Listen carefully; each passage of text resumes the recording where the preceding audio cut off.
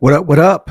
Facebook family, YouTube family, Instagram family, TikTok family. This your boy Rich, Kingdomhood Conversation. And I am doing No Country for Lazy Black Men continued. In fact, I think I'm going to make this a series. So please join me on my social media. I'm going to bring you more and more content, better and better content as I get better at doing this. I'm not the best at doing this, but man, I'm just so passionate about creating not a moment, but a movement. And Kingdomhood really is, before I jump into the subject of No Country for Lazy Black Men continued, Kingdomhood really is about bringing Black men together in a uniform way. Okay. Well, a way of unity. We don't have to be, you don't need uniformity. And let me explain the difference just so I be clear. We all got to have the same uniform on. We got to be Democrats, or we all got to be Republicans. We all got to be Christians, or we all got to be Muslim. Um, we all got to be tall. We all got to be short. We all got to be fat. We all got to be straight. No. It's just that if you have black skin, you're a black male, and you were really concerned about the progression of black people, then that's what Kingdomhood is. It's about building a safe community um for for black people. It's almost like our safe haven. Um, and I mean by the look and feel of the city, what's in it, the laws that govern it. And the only way that's ever going to happen is that if black men stop being divided and come together, because we are so powerful as a unit. That's why the Black Panther Party was so dangerous. That's why they were afraid of the Black Panther Party.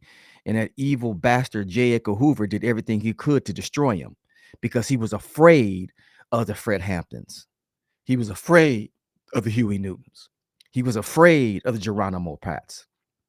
He was afraid. He was afraid of King, called King the most dangerous liar, I think, in the country, or the most dangerous man in the country. He was afraid of them because these black men created a powerful movement. He was afraid of Malcolm X. He was afraid of Medgar Evers. He was afraid of the Honorable Marcus Garvey because these men called upon other black men to come with them to make change.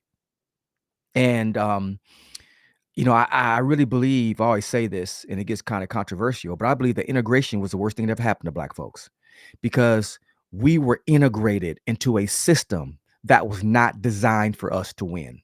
It was not designed for us to succeed, right? I just finished just reading this book called The Dark Bargain. And in this book, the guy talked about how the country was formed and the 55 delegates that went to the convention in Philadelphia to construct the country. And it was just funny is that a lot of these delegates that came from as representation from their state, a lot of these, they were all white men, of course. But what was amazing to me in reading this book is that a lot of them were poor and uneducated. There were some of these dudes that were so poor they couldn't even afford to make the trip to Philadelphia. Some of the richer delegates had to loan them money to get there. And these are the people who made the country. But in this book, they disagree just about on everything except slaves. Well, there was this going back and forth between the North and the South and the Three Fence Compromise and things like that. But you know, but they knew that the slave base for the South was their economic base, so they wasn't going to give that up. And the North had concern because they didn't want the South to have too much power, so they came up with the Three Fifths Compromise. But they came to an agreement on one thing, and that is blacks are not equal to whites, even the people in the North. So I know the Republicans will act like they're the savior of black folks, but the reason why the Republicans and there were some white men who were really against slavery and fought against slavery. We know about John Brown and others, right? But for the most part, the Republicans was concerned about the South having too much power. That's why the Three-Fifths Compromise, because there were more black slaves than there were white people. So it gave the South a higher population and more power in the federal government. So that's really what it was about. Anyway, I don't want to go too far in that book called The Dark Bargain. But the main theme is that the system was designed for white men to succeed, not for us. Okay, so that's why I believe integration was the worst thing to happen. Because listen, before integration, we built Sweet Albany, we built Sugar Hill, we built Rosewood, you know, we built Sugar Hill, and all these other black towns across America. Because we created our own system where we can thrive and be successful, and then they blew it up or burnt it down. We know how that works. So since the 60s, scared the hell out of white folks. What they do, they allowed us to integrate. So in the 1970s, you had the first president over Michigan State. They started to desegregate the schools. You had the first in the Navy. You had the first admiral. Sorry, you had the first admiral in the Navy.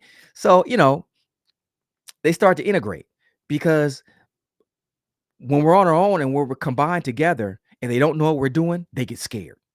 That's why BLM scared the hell out of them. If you notice anything, and look, I'm not a part of BLM. I like the slogan Black Lives Matter. I like that. I'm not a part of the organization, but I support the slogan. But they came at the Black Lives Matter, right? Whether you like them or not. It was the women who started a movement that said Black Lives Matter, scared the shit out of white people. So they went after black, and they hired coons to go after them for them, these black conservatives. Shame. But hey, we know what it is. But anyway, I want to play you this video because other races recognize our power.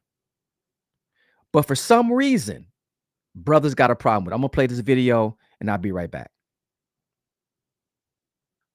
Over there to triads and shit. Yeah. And he goes, I'm talking to these dudes. And he goes, I ain't never been afraid of shit. But when I got into their like headquarters, they were so organized. It was scaring the shit out of me. They were so calm and so organized. They were sharp. And the guy, he's talking to the head dude. And he goes, and they're just having a small talk. He goes, you know, the one thing about black people, he says, you guys are, you're the trendsetters. Everybody copy black people. You're so creative. Your music, your style, everybody like black people.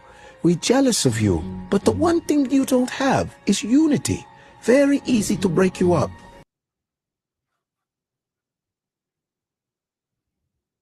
Very easy to break us up. Very easy to break us up.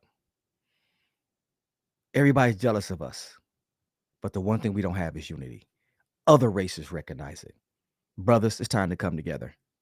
Come together as one fist and create change. We gotta mobilize, we gotta organize, we gotta advocate. We gotta vote.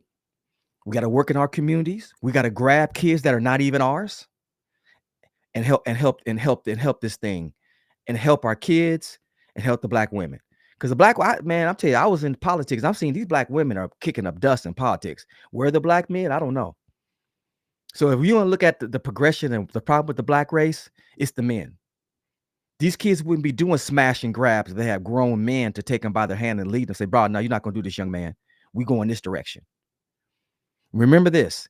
A good man raises his own kids. A great man helps with others. All right, brothers. All peace and love. This your boy Rich, the Kingdom Hood. I'm out. Till next time.